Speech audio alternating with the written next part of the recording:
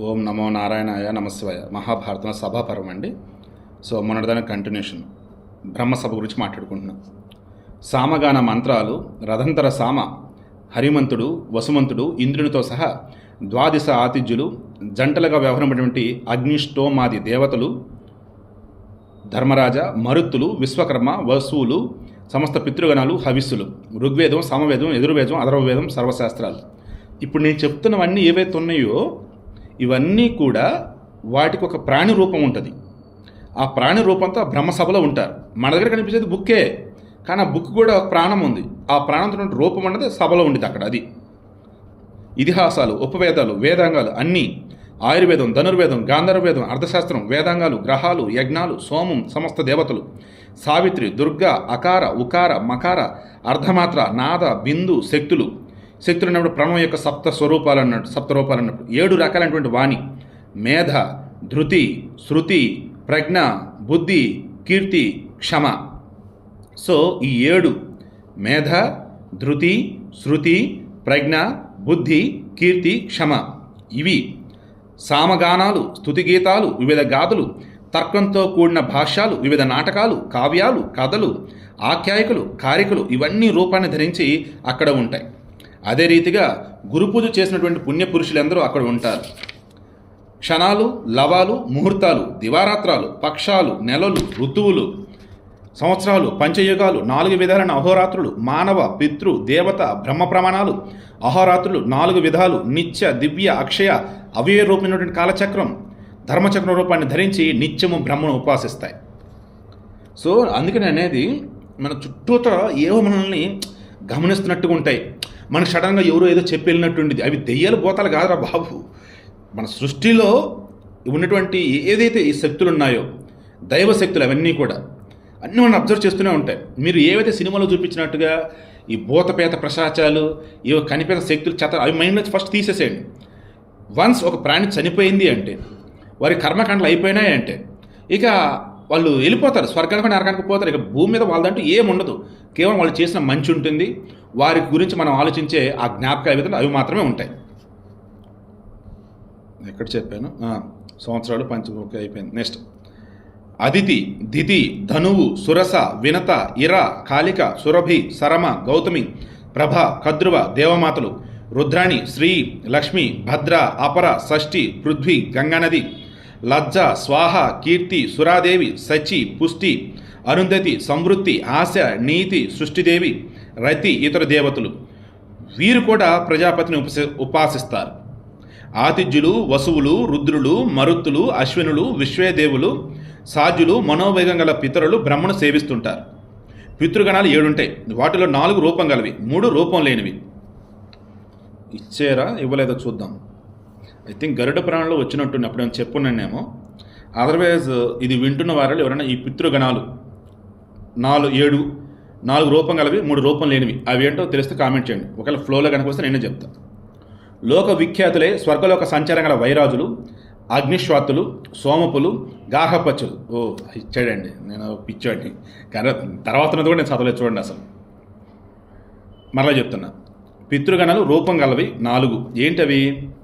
వైరాజులు అగ్నిశ్వాతులు సోమపులు గార్హపాచ్యులు ఈ 4 రూపం గలవి పితృగణాల్లో. ఇక ఏకశృంగులు చతుర్వేదులు కళలు ఈ 3 పితృగణాలు రూపం లేనివి. ఈ పితృగణాలు 7 4 వర్ణాలు ఈ పితృగణాలు 7 4 వర్ణాలలో పూజింపబడతాయి. ముందు ఆ పితృగణాలు తృప్తి పడితే సోమదేవత తృప్తి పడుతుంది. ఈ సప్తగణాలకు చెందినటువంటి పితరులు బ్రహ్మ సన్నిధిలో నిలిచి తేజోమూర్తి అయినటువంటి బ్రహ్మను పరమానందంగా ఉపాసిస్తారు. రాక్షసులు పిశాచులు దానవులు గుహ్యకులు నాగులు సుపర్ణులు పశువులు బ్రహ్మను ఉపాసిస్తారు. స్థావర జంగమాత్మకాలైనటువంటి మహాభూతాలు దేవేంద్రుడు వరుణుడు కుబేరుడు యముడు పార్వతితో సహా శివుడు ఎప్పుడు బ్రహ్మ దగ్గరకు వెళ్తుంటారు. రాజేంద్ర కార్తికేయుడు కూడా సదా బ్రహ్మను సేవిస్తాడు. నారాయణదేవుడు దేవర్షులు వాలకిల్యమునులు యోనిజులు అయోనిజులు అయినటువంటి ఇతర మహర్షులు ఆ సభలో బ్రహ్మని ఆరాధిస్తారు.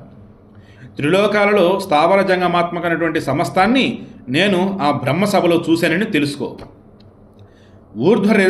ఊర్ధ్వరేతస్కులైనటువంటి 18,000 మంది మునులు ఆ సభలో ఉంటారు. ఆ మహర్షులు దేవతలందరూ అక్కడ స్వేచ్ఛగా బ్రహ్మను సందర్శించి తలవాల్చి నమస్కరించి వచ్చిన దారిని తిరిగి వెళ్తారు. సర్వప్రాణుల యందు దయగలవాడు ధీమంతుడు అయినటువంటి సర్వలోక పితామహుడు తన దగ్గరకు అతిథులుగా వచ్చిన దేవతలను, దానవులను, నాగులను, ద్విజులను, యజ్ఞస్వరూపులను, సుపర్ణులను, కాలేయులను, గంధర్వులను, అచ్చరలను, ఆశ్చర్యమాట అప్సరసులు తన రీతికి అనుగ్రహిస్తాడు.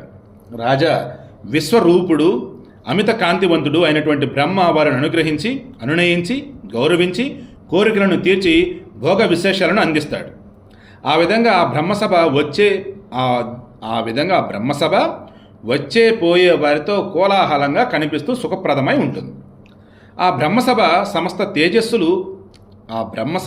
తేజస్సులు గలది, దివ్యమైనది, బ్రహ్మర్షిగణ సేవితమైనది, పాపరహితమై సమ సంపదతో విరాజిల్లుతుంది.